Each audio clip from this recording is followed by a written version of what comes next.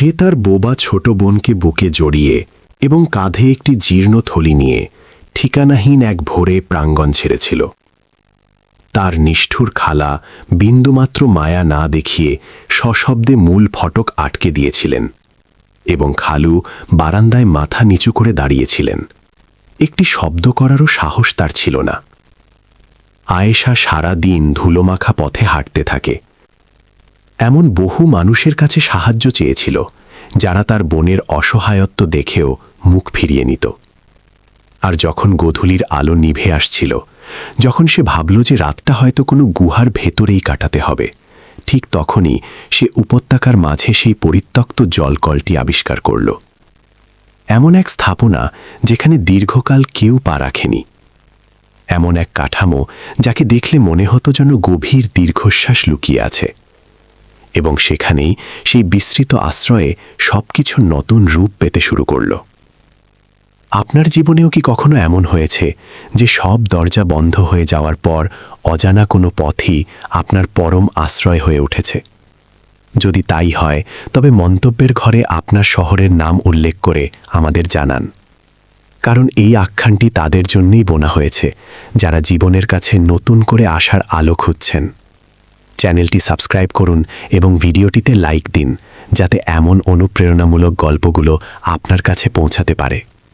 বাংলার বিস্তীর্ণ প্রান্তরে একসময় এমন আখ্যান মানুষের মুখে মুখে ফিরত। আয়েশার বয়স সবে 25 ছুঁয়েছে, কিন্তু তার কাঁধে ছিল এক পাহাড় সম দায়িত্ব। তার খালু রশিদ একজন নিরীহ গোছের মানুষ ছিলেন, কিন্তু তার ব্যক্তিত্ব ছিল অত্যন্ত দুর্বল, যিনি যে কোনো অন্যায়ের প্রতিবাদ করার বদলে নীরব থাকাই শ্রেয় মনে করতেন।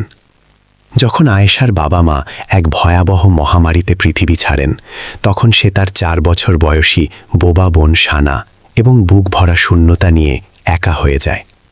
সে প্রতিবেশীদের কটুকথার মাঝেই বড় হতে থাকে এবং অত্যন্ত অল্প বয়সেই সংসারের ঘানি টানতে শিখে যায়। সে খুব ভালো করেই বুঝেছিল যে এই পৃথিবীতে বিনা স্বার্থে কেউ এক ফোঁটা জলও দেয় না। খালা হাসিনা এই সংসারে কর্তৃত্ব শুরু করেন যখন আয়েশার বয়স 15। হাসিনা অত্যন্ত হিসেবি এবং কঠোর হৃদয়ের একজন নারী ছিলেন। তিনি অকারণে কখনোই চিৎকার করতেন না, কারণ তার সেই প্রয়োজনই পড়ত না। তিনি তার তীক্ষ্ণ চাউনি, ভয়ানক নীরবতা এবং তীক্ষ্ণ বাক্যের মাধ্যমে সবাইকে এমনভাবে দমিয়ে রাখতেন যে কেউ তার সামনে নিজেকে ক্ষুদ্র মনে করত। রশিদ, যিনি আজীবন মেরুদণ্ডহীন ছিলেন এবং এতিম মেয়েগুলোর দায়িত্ব নিতে ভয় পাচ্ছিলেন, তিনি অন্ধের মতো পুরো সংসারের ভার হাসিনার হাতে তুলে দেন। আর আয়েশা, যে তখনও কৈশোর পেরোয়নি, নিজেকে আড়াল করে বাঁচতে শিখে যায়। সে যতটা সম্ভব কম নজরে থাকার চেষ্টা করত।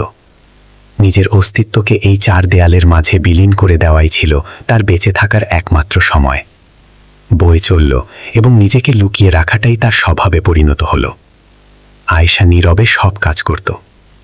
ঘর মোছা, রান্নাবান্না থেকে শুরু করে বোনের যত্ন নেওয়া, সবকিছুই সে বিনা বাক্যে মেনে নিয়েছিল, কারণ ওই বাড়িতে টু শব্দ করার পরিণতি ছিল ভয়ানক। হাসিনা কখনো তাদের জনসমক্ষে প্রহার করতেন না, কখনো গায়ে হাত তোলেননি বা সরাসরি নোংরা গালিও দেননি, কিন্তু তার চোখে মুখে এমন এক অবজ্ঞা মেশানো থাকত যা ছুরির আঘাতের চেয়েও বেশি যন্ত্রণাদায়ক। কাউকে এমনভাবে অবহেলা করা যেন তার পৃথিবীতে বেঁচে থাকার কোনো অধিকারই নেই। আর হাসিনার মতো এই মানসিক নির্যাতনের শিল্প খুব কম মানুষেরই জানা ছিল। আয়েশা সেই অবজ্ঞার ছায়াতেই বড় হচ্ছিল। সে জানতই না যে ভালোবাসা বা স্নেহের কোনো অস্তিত্ব আছে। এরই মাঝে গ্রামে একজন নতুন চিকিৎসকের আগমন ঘটে। তার নাম ছিল ফয়সাল। সে শহরে চিকিৎসাবিদ্যা শিখেছিল। এমন মানুষ যারা সুন্দর কথা বলতে পারে এবং এমন এক স্বপ্নের জগৎ দেখায় যা তারা কখনোই বাস্তবে রূপ দিতে চায় না। আয়েশা সরল ছিল, বোকা নয়, কিন্তু তার হৃদয়ে এত বেশি স্নেহের শূন্যতা ছিল যা সে নিজেও অনুমান করতে পারেনি। আর ফয়সাল ঠিক সেই দুর্বলতাকেই কাজে লাগিয়েছিল। এই সম্পর্ক কেবল কয়েক সপ্তাহ ছিল, ঠিক ততটুকুই যতটা সময় নিয়ে সে শানার চিকিৎসার জন্য জমানো টাকাগুলো ফয়সালের হাতে তুলে দিতে পারে। যখন সে জানতে পারল যে ফয়সাল একজন প্রতারক এবং সে টাকা নিয়ে পালিয়েছে, ততক্ষণে সে বহু দূরে চলে গেছে, কোনো ঠিকানা না রেখেই। আয়েশা এই প্রতারণার ধাক্কা সামলে ওঠার আগেই হাসিনা সেই টাকার কথা জেনে যান। ছোট গ্রামগুলোতে বদনাম বাতাসের চেয়েও দ্রুত ছড়ায় এবং সবসময় রং মাখিয়ে পরিবেশিত হয়। তার খালা কোনো চিৎকার চেঁচামেচি করেননি, কোনো অভিযোগ করেননি, শুধু তার আচরণ আরও বেশি শীতল, আরও বেশি হিসেবি হয়ে গিয়েছিল। আর রশিদ, যিনি হয়তো এই অন্যায়ের প্রতিবাদ করতে পারতেন, তিনি তার চিরাচরিত স্বভাব অনুযায়ী মুখ বুজে রইলেন। তিনি নীরব থেকে ভেবেছিলেন পরিস্থিতি স্বাভাবিক হয়ে যাবে। তিনি বুঝতে পারেননি যে এই নীরবতা আসলে একটি ভয়ানক অগ্ন্যুৎপাতের প্রস্তুতি নিচ্ছে। সময় গড়াতে লাগল এবং বাড়ির পরিবেশ বিষাক্ত হতে শুরু করল। কয়েক মাস পর হাসিনা প্রতিবেশীদের কাছে আয়েশার নামে দুর্নাম রটাতে শুরু করলেন। তিনি বলতে লাগলেন যে এই মেয়ে চোর এবং কিভাবে সে বাড়ির সম্মান ধুলায় মিশিয়ে দিয়েছে। কিছুদিন পর তিনি আয়েশার সাথে বাক্যালাপ সম্পূর্ণ বন্ধ করে দেন। তিনি এমনভাবে আচরণ করতেন যেন সে ওই বাড়িতে উপস্থিতি নেই। আর যখন আয়েশার শূন্য পকেটের কথা সবাই জেনে গেল এবং গ্রামে তার সম্মান ধূলিসাৎ হল, হাসিনা তার চরম সিদ্ধান্তটি নিলেন। এটি কোনো আকস্মিক ক্রোধের বশবর্তী হয়ে নেওয়া পদক্ষেপ ছিল না। এটি অত্যন্ত পরিকল্পিত একটি ছক ছিল, যা কেবল সঠিক সুযোগের অপেক্ষায় ছিল। তাকে বাড়ি থেকে বিতাড়ন করাটা কোনো ঝগড়ার মাধ্যমে হয়নি, সেটা ছিল আরও অনেক বেশি ভয়াবহ।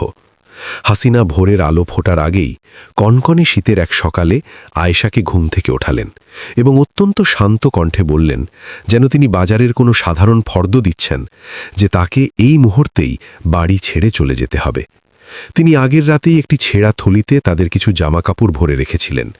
কাপড়গুলো এত নিখুঁতভাবে গোছানো ছিল যা থেকে এক ধরনের নির্মমতা ফুটে উঠছিল। আয়েশা ও সানার জিনিসগুলোকে বাড়ির অন্য সবকিছু থেকে এত সুন্দরভাবে আলাদা করা হয়েছিল, যা প্রমাণ করে যে এই বাড়িতে তাদের কোনো অংশীদারিত্ব কোনো দিনই ছিল না। রশিদ তার ঘরের দরজার কাছে দাঁড়িয়েছিলেন। তার হাত দুটো অসহায়ের মতো ঝুলছিল, চোখে মুখে এমন এক অভিব্যক্তি যা আয়েশা জীবনেও ভুলতে পারবে না, কারণ তা ছিল এমন এক মানুষের প্রতিচ্ছবি যিনি নিজের বিবেকের কাছে বহু আগেই হেরে বসে আছেন। আয়েশা কোনো প্রতিবাদ না করে সানার হাত ধরল এবং থলিটি কাঁধে তুলে নিল। তার চোখে কোনো জল ছিল না, তার বুকের ভেতর জমানো কষ্টগুলো যেন পাথর হয়ে গিয়েছিল। সকাল থেকেই বাতাস ছিল তীব্র শীতল। সে উঠোন পেরিয়ে বাইরের গেট খুলে পথে পা বাড়াল। তার ঠিক পেছনেই সশব্দে কাঠ ও লোহার দরজাটি বন্ধ হয়ে গেল, যার প্রতিধ্বনি সেই নিস্তব্ধ ভোরের কুয়াশাচ্ছন্ন রাস্তায় অনেকক্ষণ ধরে ভাসতে থাকল। সে কিছুক্ষণের জন্য ধুলোমাখা পথের ওপর স্থির হয়ে দাঁড়িয়ে রইল। সে এমন এক দিগন্তের দিকে তাকিয়েছিল যার শেষে কি আছে তার জানা নেই। তারপর সে হাঁটতে শুরু করল। এজন্য নয় যে সে তার গন্তব্য চিনত, বরং এই কারণে যে সেখানে দাঁড়িয়ে থাকাটা হাঁটার চেয়েও বেশি যন্ত্রণাদায়ক ছিল। সূর্য যখন মাথার উপর উঠল, তখন তারা গ্রাম ছাড়িয়ে বহুদূরে চলে এসেছে। সেই সাথে প্রচণ্ড রোদ এবং তৃষ্ণা তাদের কাবু করে ফেলছিল। প্রতিটি কদমের সাথে কাঁধের থলিটি যেন পাহাড়ের মতো ভারী হয়ে উঠছিল। সানা ভয়ে এবং ক্লান্তিতে তার হাত শক্ত করে ধরে রেখেছিল, আর আয়েশার পা, যা ঘণ্টার পর ঘণ্টা হাঁটার ফলে ব্যথা করছিল, তাতে ফোসকা পড়ে গিয়েছিল। আয়েশা পথের ধারে একটি বাড়ির সামনে থামল এবং দরজা কড়া নাড়ল। যে নারী দরজা খুলেছিলেন তিনি প্রথমে সানার মলিন মুখের দিকে তাকালেন। তারপর তাদের জীর্ণ পোশাক দেখে সোজা জানিয়ে দিলেন যে তাদের বাড়িতে ভিখারিদের দেওয়ার মতো কিছু নেই, এবং উত্তরের অপেক্ষা না করেই দরজা আটকে দিলেন। সেদিন সে মোট 5টি দরজায় সাহায্য চেয়েছিল। 2টিতে কেউ সাড়াও দেয়নি। তৃতীয় বাড়িতে এক বৃদ্ধ তাকে তাচ্ছিল্য করে তাড়িয়ে দিল। চতুর্থটিতে একজন ব্যক্তি কিছুটা সদয় ছিলেন। তিনি একটি পাত্রে জল এবং কিছু মুড়ি দিয়েছিলেন, কিন্তু তিনি পরিষ্কার জানিয়ে দিয়েছিলেন যে তার বাড়িতে বাইরের কাউকে আশ্রয় দেওয়ার মতো জায়গা নেই। আয়েশা জল পান করল, বোনকেও খাওয়ালো। রাস্তার পাশেই দাঁড়িয়ে মুড়িগুলো খেল এবং তাকে ধন্যবাদ জানিয়ে আবারও অনিশ্চিত গন্তব্যের দিকে পা বাড়াল। দুপুরের রোদ তখন চরমে। সে যখন একটি পুরনো সেতুর নিচ দিয়ে যাচ্ছিল, তখন এমন একটি রাস্তা ধরল যেখানে বড় বড় গাছের ছায়া ছিল। গ্রামীণ দুপুরের সেই দমবন্ধ করা উত্তাপ তাদের শরীরকে আরও নিস্তেজ করে দিচ্ছিল। এমন রোদ যা শরীর পুড়িয়ে দেয় এবং বাতাসকে আগুনের হলকার মতো মনে করায়। আয়েশা রাস্তার ধারের একটি বিশাল বটগাছের নিচে বিশ্রামের জন্য বসল। থলিটি পাশে রাখল এবং সানার মাথা নিজের কোলে তুলে নিল। সে নিচু স্বরে তার বোবা বোনকে সান্ত্বনা দিচ্ছিল, যে কিনা ভয়ে গুটিসুটি মেরেছিল। সে এবারও কাঁদল না। এর কারণ এই নয় যে সে মানসিকভাবে খুব শক্ত ছিল, বরং সে এতই অবসন্ন হয়ে পড়েছিল যে চোখের জল ফেলার মতো বিন্দুমাত্র শক্তিও তার অবশিষ্ট ছিল না। চারপাশের নিস্তব্ধতা কেবল শুকনো পাতার মর্মর ধ্বনিতেই ভাঙছিল। সন্ধ্যা নামার আগেই চারপাশ থেকে ঝিঝি পোকার তীব্র আওয়াজ ভেসে আসতে শুরু করল, আর তার মনে সেই একটাই প্রশ্ন ঘুরপাক খাচ্ছিল, যা সে ভাবতে ভয় পাচ্ছিল। এবার তারা কোথায় যাবে? যখন দিন শেষ হয়ে আসছিল এবং আকাশের রং সিঁদুরে লাল হয়ে উঠছিল, ঠিক তখনই সে খেয়াল করল রাস্তার ওই অংশটাই গাছপালা অনেক বেশি প্রাচীন এবং ঘন। চারপাশের লতাপাতা যেন একে অপরের সাথে মিলেমিশে একাকার হয়ে গেছে, যেন বনভূমি সবকিছু গ্রাস করে নিতে চাইছে। আর সেই ঘন সবুজের মাঝেই একটি প্রাচীন কালচে পাথরের তৈরি কাঠামো দেখা গেল। এর ছাদের একাংশ ভেঙে পড়েছিল এবং দেওয়ালের খাজে খাজে শ্যাওলা বাসা বেঁধেছিল, কিন্তু এটি অন্তত একটি 4 দেওয়ালের কাঠামো ছিল, যার একটি মজবুত ছাদ এবং একটি ভারী কাঠের দরজা ছিল। আয়েশা মূল রাস্তা ছেড়ে সেই জঙ্গলি পথ ধরল, যা হয়তো একসময় মানুষ চলাচলের জন্যই তৈরি হয়েছিল, কিন্তু এখন অবহেলায় বুনো গাছে ঢেকে গেছে। কাঁটাযুক্ত ডালপালা তার জামা ছেড়ে দিচ্ছিল, শুকনো ঝোপ তার পায়ে আঘাত করছিল, এবং সানা ভয়ে আরও গুটিয়ে যাচ্ছিল। কিন্তু সে থামল না, কারণ এর পরের বিকল্পটি ছিল খোলা আকাশের নিচে হিংস্র প্রাণীদের মাঝে রাত কাটানো, যা সে কোনোভাবেই হতে দিতে পারে না। পাথরের কাঠামোর বিশাল দরজাটি একপাশে হেলেছিল, পুরনো কবজাগুলো মরিচা ধরে নষ্ট হয়ে গিয়েছিল, এবং সে সেই ফাঁকা জায়গা দিয়েই ভেতরে প্রবেশ করল, কোনো কিছু না ভেঙেই।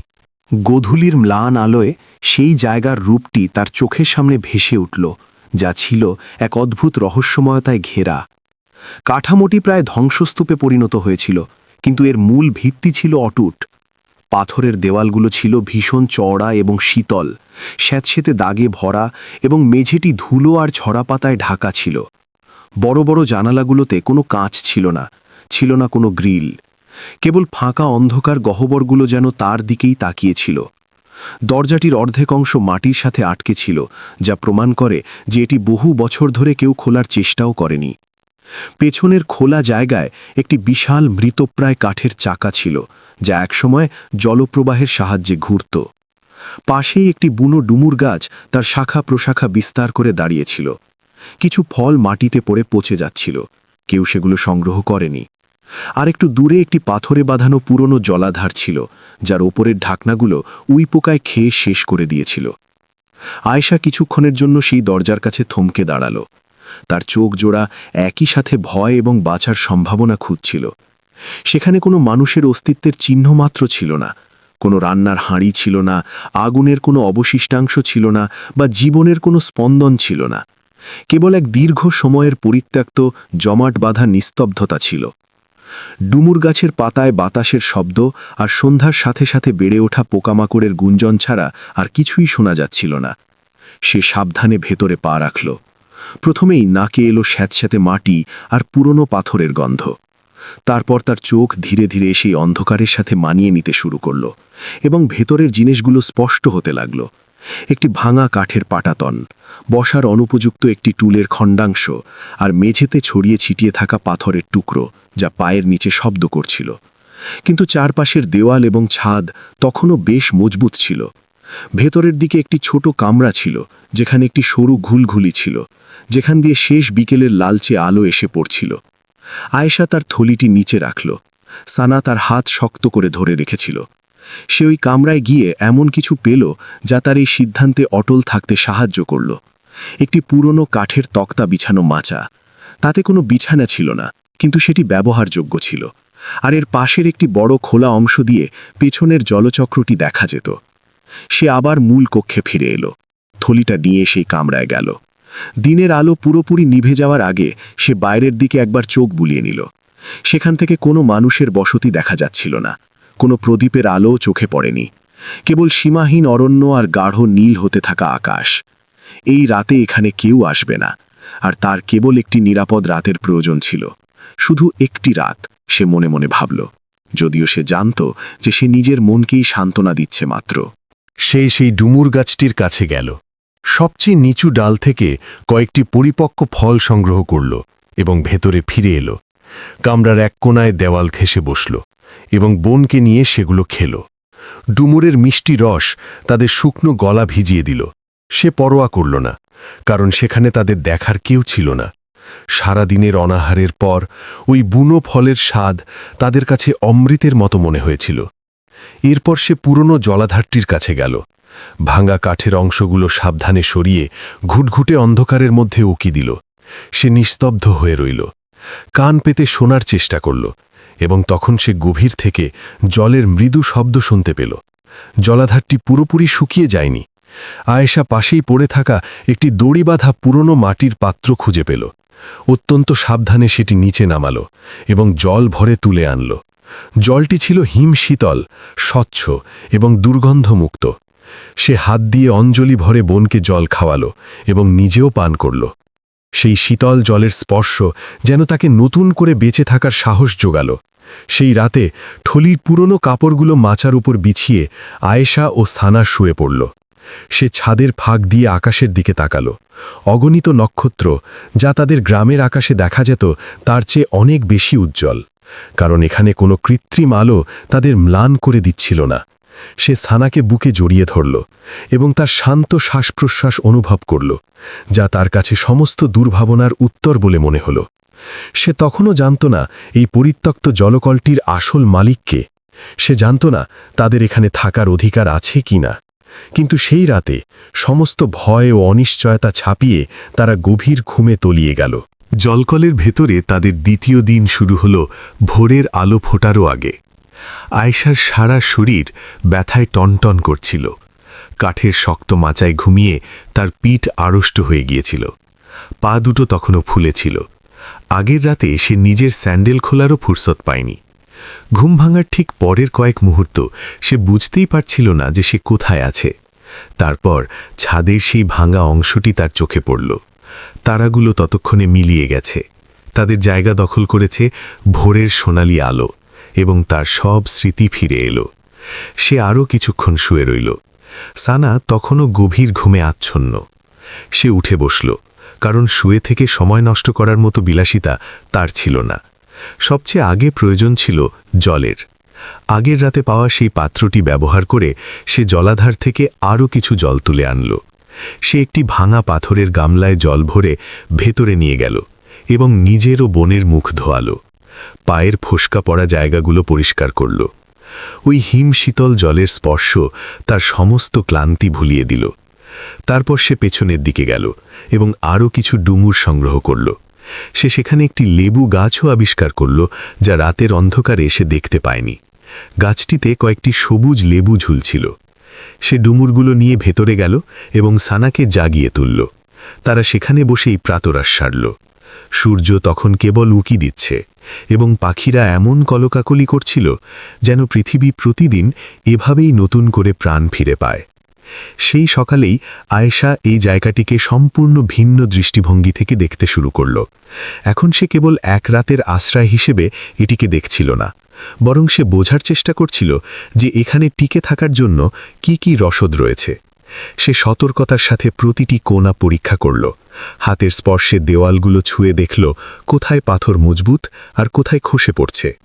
মূল ইমারতটি বেশ শক্তপোক্ত ছিল।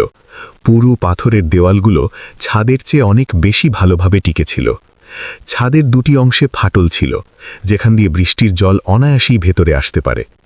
পেছনের দিকে পাথরের তৈরি একটি পুরনো চুল্লি ছিল, যার একাংশ ভেঙে গেলেও রান্নার জন্য তা ব্যবহারযোগ্য ছিল।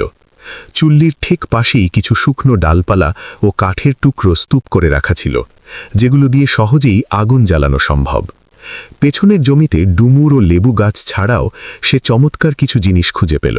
একটি জং ধরা লোহার বালতি, কিছু বন্য পুদিনা যা মাটির উপর লতিয়েছিল, এবং কয়েকটি তুলসী গাছ যা গ্রামের মানুষেরা ঠান্ডা লাগলে ব্যবহার করত। গাছগুলো কোনো যত্ন ছাড়াই বুনোভাবে বেড়ে উঠছিল, কিন্তু সেগুলো ছিল সতেজ ও প্রাণবন্ত। তবে সবচেয়ে বেশি যা তাকে অবাক করল তা হল জলের বড় চাকাটির পেছনের একটি ছোট্ট অংশ। সেখানে পাথর দিয়ে ঘেরা একটি ছোট্ট জায়গা ছিল, যা সম্ভবত একসময় ফুলের বাগান ছিল।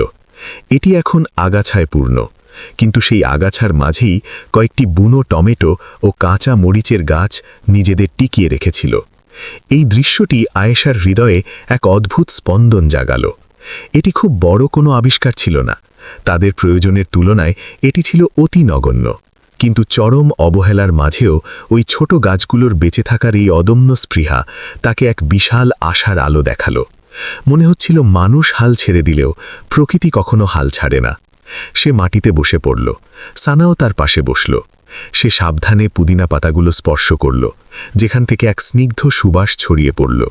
সে অনেকক্ষণ সেখানে বসে রইল, একটি পরিত্যক্ত বাগানে বসে, হাতে পুদিনার সুগন্ধ এবং মনে এক নতুন আশার সঞ্চার, যা ধীরে ধীরে তার বেঁচে থাকার অনুপ্রেরণা হয়ে উঠছিল। তৃতীয় দিন সকালে প্রথম মানুষের আগমন ঘটল। আয়েশা পাথরের চুল্লিতে শুকনো পাতা আর ডাল দিয়ে আগুন জ্বালানোর চেষ্টা করছিল। ঠিক তখনই সে বাইরে ভারী জুতোর আওয়াজ শুনতে পেল। শব্দগুলো ছিল অত্যন্ত স্থির, যেন আগন্তুক এই জায়গার প্রতিটি ইটের সাথে পরিচিত। সে চমকে উঠে দাঁড়াল, নিজের কাপড়ে হাত মুছে পেছনের ভাঙা দরজা দিয়ে উঁকি দিল। একজন বয়স্কা নারী উঠোনের মাঝখানে দাঁড়িয়েছিলেন।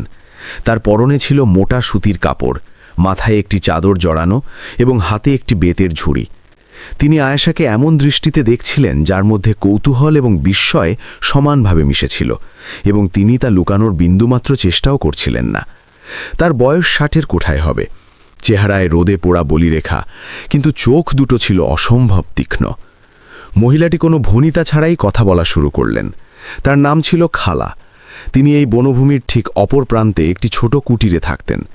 তিনি জানালেন যে আগের বিকেলে তিনি এই দিক থেকে হালকা ধোঁয়া উড়তে দেখেছিলেন, এবং তাই দেখতে এসেছেন এখানে কে প্রবেশ করেছে। তিনি কথাগুলো এতই স্বাভাবিকভাবে বললেন যে তার কোনো প্রশ্নের প্রয়োজন পড়ল না। আয়েশাও একই রকম সরাসরি উত্তর দিল, কারণ বানিয়ে কথা বলার মতো অবস্থা তার ছিল না। সে জানাল যে তারা দুদিন আগে এখানে আশ্রয় নিয়েছে। তারা নিরাশ্রয়। সে জানে না এই জায়গা কার, এবং তারা কোনো কিছুর ক্ষতি করেনি। খালা চুপচাপ তার কথা শুনলেন। তার দৃষ্টি সানার দিকে গেল, যে আয়েশার পেছনে লুকিয়েছিল। তিনি কিছুক্ষণ স্থির দৃষ্টিতে তাদের দেখলেন, যা আয়েশার কাছে অনন্তকাল বলে মনে হলো। তারপর তিনি সোজা চুল্লির কাছে গেলেন, নিজের ঝুড়িটি নামালেন। সেখান থেকে কিছু গমের আটা, এক টুকরো গুড়, একটি মাটির পাত্রে কিছু তেল এবং কয়েকটি কাঁচা সবজি বের করলেন। তিনি জিনিসগুলো পাথরের উপর গুছিয়ে রাখলেন, ঠিক যেমন করে একজন মা তার সন্তানের জন্য খাবার সাজিয়ে রাখে, এবং বললেন যে চুল্লির পেছনের ফাটলটা কাদা দিয়ে লেপে দিলে ধোঁয়া কম হবে। আয়েশা অবাক হয়ে সেই অপরিচিতা নারীর দিকে তাকিয়ে রইল, যিনি বিনা আমন্ত্রণে এসেছিলেন, কোনো রকম বিচার না করেই তার গল্প শুনেছিলেন এবং তাদের সবচেয়ে বড় সমস্যার সমাধান করে দিয়েছিলেন। আয়েশার চোখ জলে ভরে উঠল, আর এই জল চুল্লির ধোঁয়ার কারণে ছিল না। খালা সেদিন পুরো সকালটা তাদের সাথেই কাটালেন। তিনি আয়েশাকে পাথরের চুল্লিটি সঠিকভাবে মেরামত করে আগুন জ্বালানো শেখালেন। তারা একসাথে আটার রুটি তৈরি করে গুড় দিয়ে খেল। তিনি তাকে নিয়ে পুরো কলঘরটি ঘুরে দেখলেন এবং প্রতিটি জিনিসের উপর মন্তব্য করতে লাগলেন, যা তার অভিজ্ঞতারই প্রমাণ দিচ্ছিল। তিনি জানালেন যে জলাধারের জল পানযোগ্য, দেওয়ালের পাথরগুলো মজবুত, এবং জলচক্রটি একটু মেরামত করলেই হয়তো আবার ঘোরানো সম্ভব। তিনি তুলসী আর পুদিনার গুণাগুণ সম্পর্কেও জানালেন। তিনি কথাগুলো এমনভাবে বলছিলেন যেন এগুলো সাধারণ জ্ঞান, যা সবারই জানা উচিত। তার মধ্যে কোনো করুণা বা আয়েশার পরিস্থিতির প্রতি কোনো কটাক্ষ ছিল না। ফিরে যাওয়ার আগে খালা দরজার কাছে দাঁড়ালেন এবং জায়গাটির আসল মালিক সম্পর্কে জানালেন। তিনি বললেন যে এই জলকলটির মালিকের নাম কবির, যে উত্তরাধিকার সূত্রে এটি পেয়েছিল এবং এখন সে দূরের এক শহরে থাকে। সে মানুষ হিসেবে খারাপ নয়, তিনি বললেন, কিন্তু সে বড্ড অন্তর্মুখী। কয়েক বছর আগে তার ছোট বোন এই কলের পাশের নদীতে ডুবে মারা যায়। এরপর থেকে সে এই জায়গায় আসা বন্ধ করে দেয়। সে প্রতি বছর এর রক্ষণাবেক্ষণের খরচ পাঠাত, কিন্তু নিজে আর কখনো আসেনি। যেন এই জায়গাটি তাকে এমন এক যন্ত্রণার কথা মনে করিয়ে দিত যা সে ভুলতে চাইত। প্রায় 4 বছর ধরে কেউ তাকে এখানে দেখেনি, আর এভাবেই জায়গাটি বনের ভেতর ধীরে ধীরে হারিয়ে যাচ্ছিল। আয়েশা কথাগুলো মনোযোগ দিয়ে শুনল এবং তার বুকে এক ধরনের ভয় কাজ করতে শুরু করল। এই জায়গাটির একজন মালিক আছে, যে কোনো দিন সেই লোক এসে তাদের ঘাড় ধাক্কা দিয়ে বের করে দিতে পারে, এবং তাদের এখানে থাকার কোনো আইনি অধিকার নেই। খালা হয়তো তার চোখের ভয়টা পড়তে পেরেছিলেন, কারণ যাওয়ার আগে তিনি শান্ত গলায় বললেন যে কবির কখনো না জানিয়ে আসে না, আর আপাতত বাইরের হিংস্র পৃথিবীর চেয়ে এই 4 দেওয়ালের ভেতর তারা অনেক বেশি নিরাপদ। এই কথা বলে তিনি বনের সরু পথ ধরে এমনভাবে হাঁটতে শুরু করলেন যেন এখানকার প্রতিটি লতাপাতা তার পরিচিত। পরবর্তী দিনগুলোতে আয়েশা নিজেকে কাজের মাঝে ডুবিয়ে দিল। এটি তার একমাত্র উপায় ছিল, এবং সে অমানুষিক পরিশ্রম করতে শুরু করল। সে সবচেয়ে জরুরি কাজটা আগে ধরল, পরিষ্কার পরিচ্ছন্নতা। সে পুরো জায়গাটা ঝাড়ু দিল, বছরের পর বছর জমে থাকা ধুলো, মাকড়সার জাল আর ঝরা পাতা পরিষ্কার করল। সে নদীর জল এনে মেঝের পাথরগুলো ঘষে ঘষে পরিষ্কার করল, যতক্ষণ না সেগুলোর আসল রং বেরিয়ে এলো। সে কাদামাটি আর শুকনো ঘাস মিশিয়ে দেওয়ালের ফাটলগুলো বন্ধ করল। ভারী কাঠের দরজাটির নিচে পাথর দিয়ে এমনভাবে সেট করল যেন তা সহজেই বন্ধ করা যায়। চুল্লি এবং পেছনের জায়গাটায় সে সবচেয়ে বেশি সময় দিল। খালার পরামর্শ অনুযায়ী মাটির প্রলেপ দেওয়ায় চুল্লিটি এখন খুব সুন্দরভাবে জ্বলত। আয়েশা আবর্জনার স্তূপ থেকে একটি পুরনো লোহার কড়াই, একটি ভাঙা হাতা এবং 2টো অ্যালুমিনিয়ামের থালা খুঁজে পেয়েছিল। জিনিসগুলো সামান্য হলেও তাদের বেঁচে থাকার জন্য এটাই ছিল যথেষ্ট। খালা ঠিক 3 দিন পর আবার ফিরে এলেন, যেন এটাই তাদের অলিখিত নিয়ম ছিল। এবার তিনি সাথে করে কিছু পুঁইশাকের বীজ, কিছুটা চাল এবং মাটির হাঁড়িতে করে একটি ছোট পেঁপে গাছের চারা নিয়ে এলেন। তিনি জানালেন যে নদীর তীরের মাটিতে পেঁপে গাছ খুব দ্রুত বাড়ে। তিনি আয়েশাকে সাথে নিয়ে পেছনের সেই ছোট্ট বাগানটিতে চারাটি রোপণ করলেন। খালা আয়েশার কাজের প্রশংসা করলেন। তিনি পরিষ্কার করা ঘরগুলো দেখলেন এবং মাথা নেড়ে সম্মতি জানালেন। সেই বিকেলে কাজ করতে করতে আয়েশা তার পেছনের জীবনের গল্প খালার কাছে খুলে বলল, একবারে নয়, কোনো কান্নাকাটি বা নাটকীয়তা ছাড়া, বরং খুব সাধারণ গলায়। খালা কোনো বাধা না দিয়ে চুপচাপ শুনলেন। আগাছা পরিষ্কার করতে করতে, বীজ বুনতে বুনতে তিনি কেবল শুনে গেলেন। তিনি কোনো অপ্রয়োজনীয় প্রশ্ন করলেন না বা গায়ে পড়ে কোনো উপদেশ দিলেন না। তিনি জানতেন যে গভীর ক্ষতের কোনো সান্ত্বনা হয় না, তার শুধু একজন নীরব শ্রোতার প্রয়োজন হয়।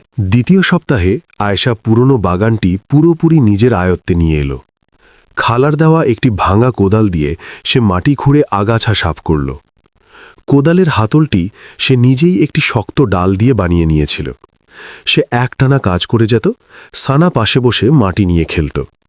মাটি কোপানো, পাথর সরানো আর বীজ বোনার এই পরিশ্রমে এক ধরনের প্রশান্তি ছিল। এটি তার দুঃসহ অতীত, সেই নিষ্ঠুর খালা আর সেই প্রতারক চিকিৎসকের স্মৃতি ভোলাবার সবচেয়ে কার্যকর উপায় ছিল। হাত যখন কাজে ব্যস্ত থাকে তখন মন বিশ্রাম পায়। 2য় সপ্তাহের এক বিকেলে সে হঠাৎ বাইরে সাইকেলের বেল বাজার শব্দ শুনতে পেল। আয়েশা তখন বাগানে ছিল।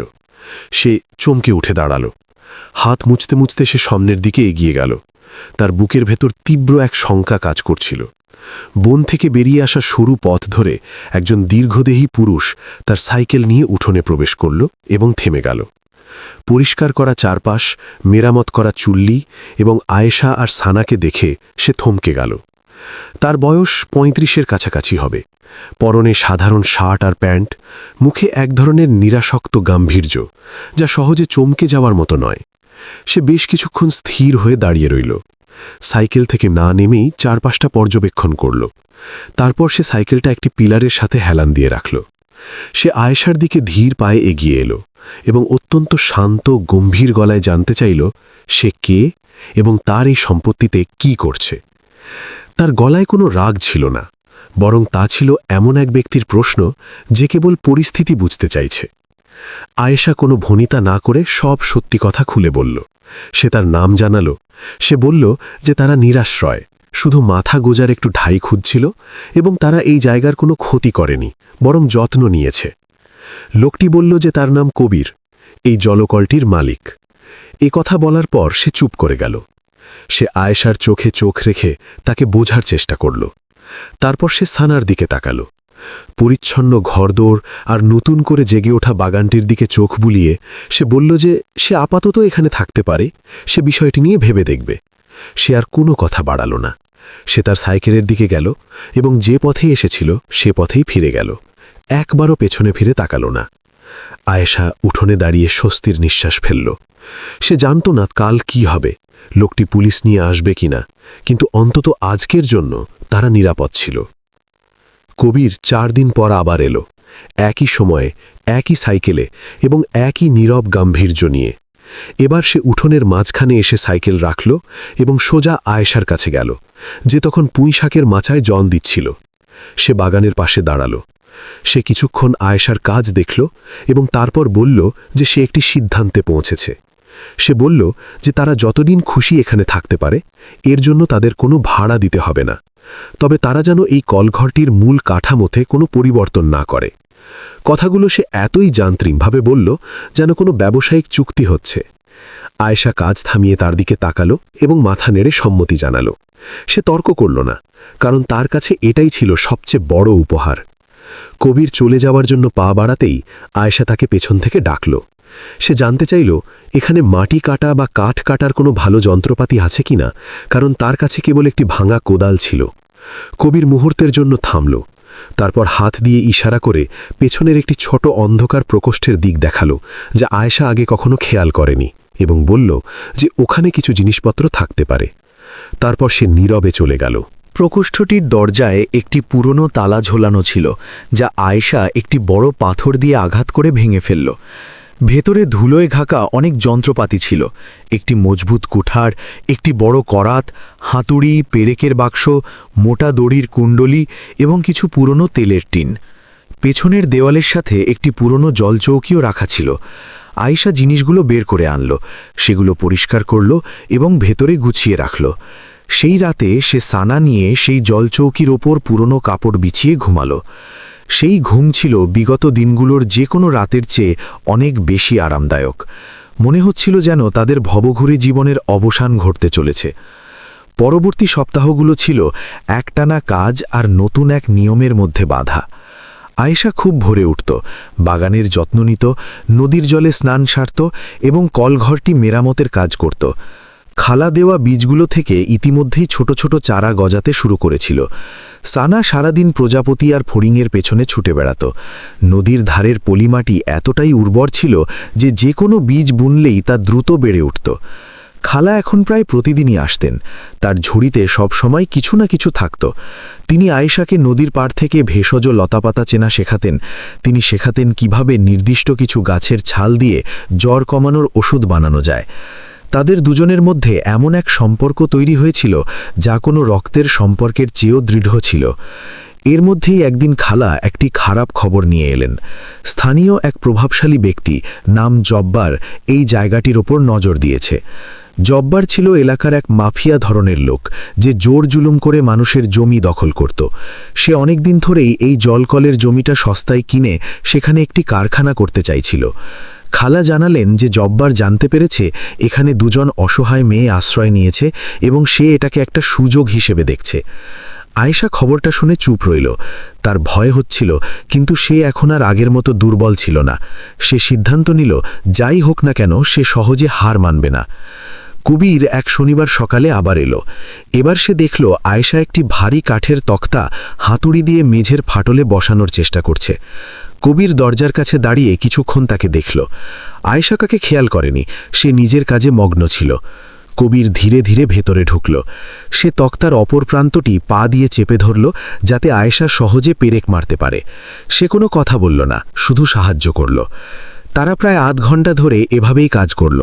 কাজ শেষ হলে কবির তক্তাটির দিকে তাকিয়ে বলল, মজবুত হয়েছে। আয়েশা ঘাম মুছে বলল, হ্যাঁ।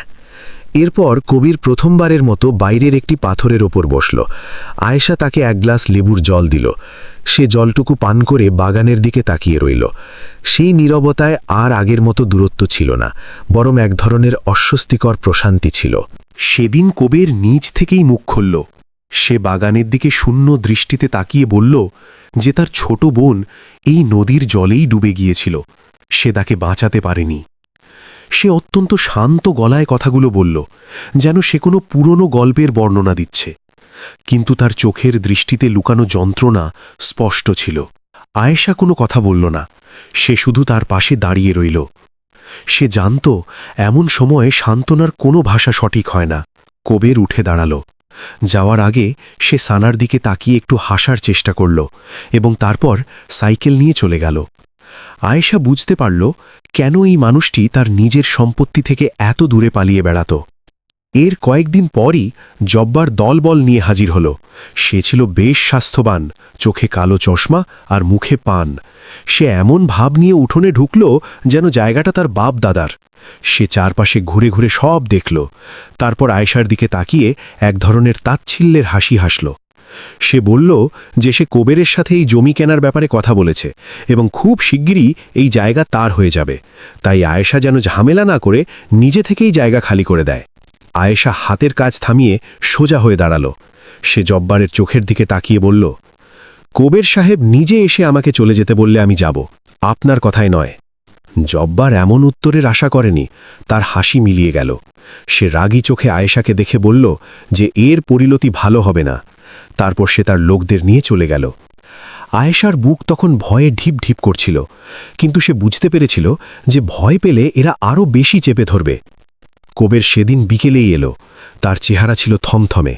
সে সরাসরি জানালো যে জব্বার শহরে গিয়ে তাকে হুমকি দিয়েছে এবং এই মেয়েদের উচ্ছেদ করার জন্য চাপ দিয়েছে। জব্বারকে স্পষ্ট জানিয়ে দিয়েছে যে সে এই জমি বিক্রি করবে না। সে আয়েশার দিকে তাকিয়ে বলল যে জব্বার এত সহজে হাল ছাড়ার পাত্র নয়, সে আরও নোংরা খেলা খেলতে পারে। আয়েশা জিজ্ঞাসা করল, আপনি কেন তাকে না বললেন? কবির কিছুক্ষণ চুপ থেকে বলল, কারণ আমি এই জায়গাটা বিক্রি করে দিলে আমার বোনের শেষ স্মৃতিটুকুও মুছে যাবে, আর তোমরা যেভাবে এটাকে আবার জীবন্ত করে তুলেছ সেটা ধ্বংস হতে দেওয়া ঠিক হবে না।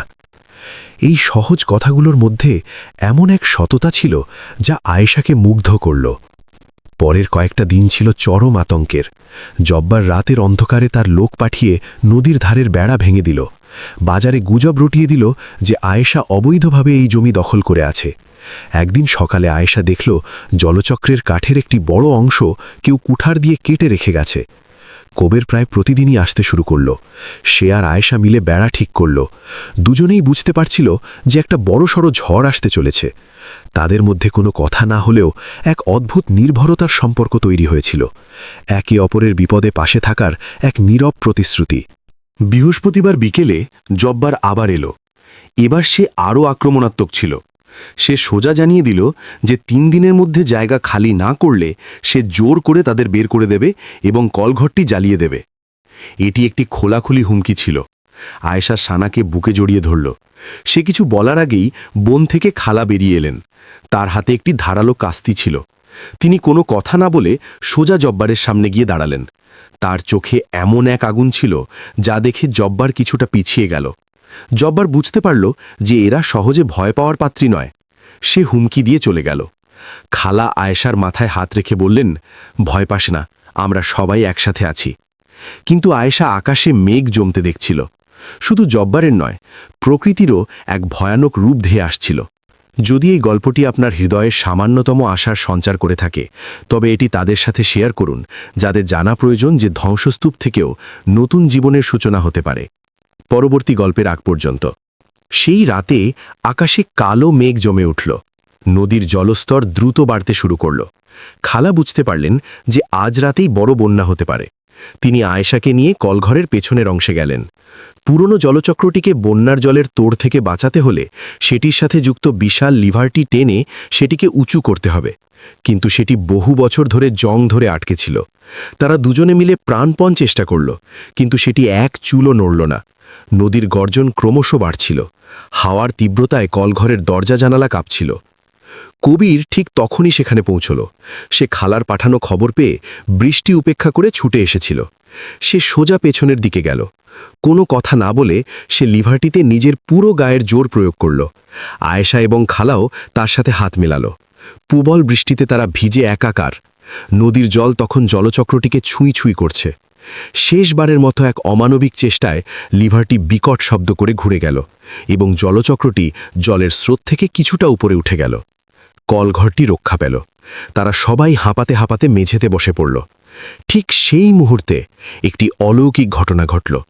ভয়ানক বজ্রপাতের শব্দে সানা, যে জন্ম থেকে একটি শব্দ উচ্চারণ করেনি, সে ভয়ে আয়েশাকে জড়িয়ে ধরে অস্পষ্ট স্বরে বলে উঠল, দি দি। আয়েশা চমকে উঠল। সে বিশ্বাস করতে পারছিল না। সে সানার মুখটি দুহাতে তুলে ধরল। সানা আবার বলল, দিদি। আয়েশা অঝরে কাঁদতে শুরু করল। এই কান্না ছিল চরম প্রাপ্তির। কবির আর খালা অবাক হয়ে এই দৃশ্য দেখছিল। চরম বিপদের মাঝেই জীবনের সবচেয়ে সুন্দর মুহূর্তটি জন্ম নিয়েছিল। পরবর্তী দিনগুলোতে সবকিছু শান্ত হতে শুরু করল। কবির শহরে গিয়ে আইনিভাবে এই কলঘরটিকে একটি ট্রাস্ট হিসেবে নিবন্ধন করল, যার তত্ত্বাবধায়ক হিসেবে আয়েশার নাম উল্লেখ রইল।